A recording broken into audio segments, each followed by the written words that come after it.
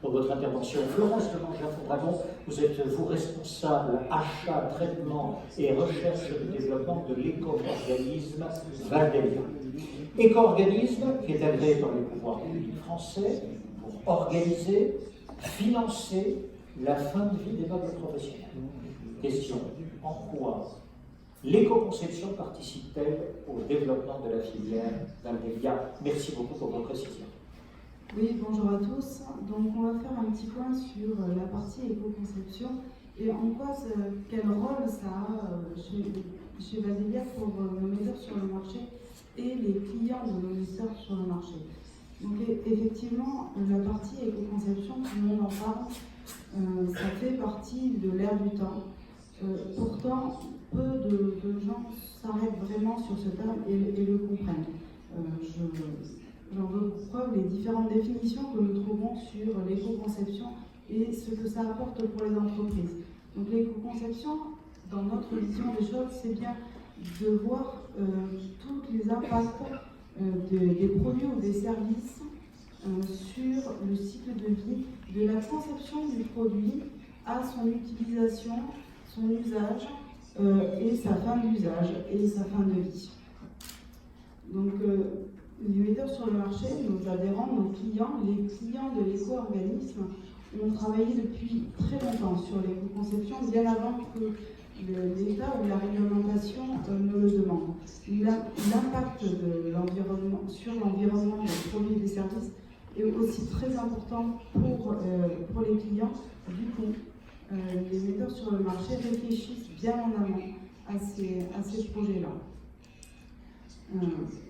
L'impact peut venir à la fois de l'usage du produit, des matériaux qui sont utilisés, mais également sur comment on utilise le produit.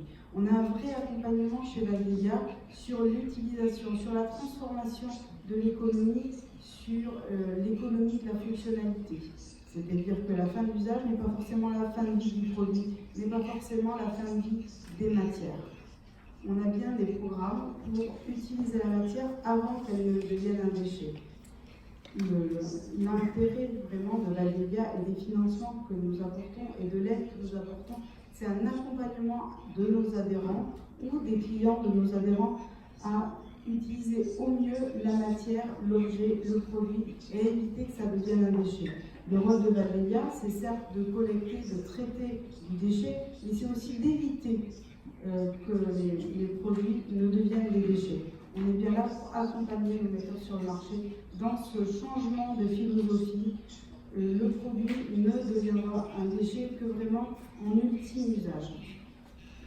Voilà, donc on a des travaux et des recherches sur comment on choisit la matière, comment on la colle ou pas, comment on réutilise la matière, comment on utilise des matières réemployées, réutilisées dans du mobilier neuf, comment on change un peu la vision des gammes et des produits pour utiliser et réemployer des matières avant qu'elles ne deviennent des déchets.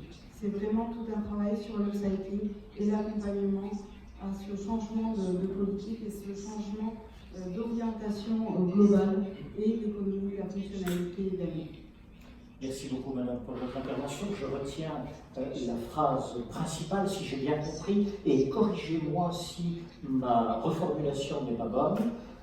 Vous dites, nous avons conçu des programmes pour que la matière puisse être réutilisée avant même la fin d'usage du produit. C'est bien cela l'idée? C'est bien ça. L'idée, c'est de diminuer les déchets, de prévenir les déchets. Et je me tourne maintenant vers vous, Monsieur Ruffin et Madame Ruffin. Dites-nous les questions dans la salle. J'attends les questions, effectivement, qui devraient apparaître sur mon écran et sur le vôtre. J'ai une question, je trouve, très intéressante pour Françoise.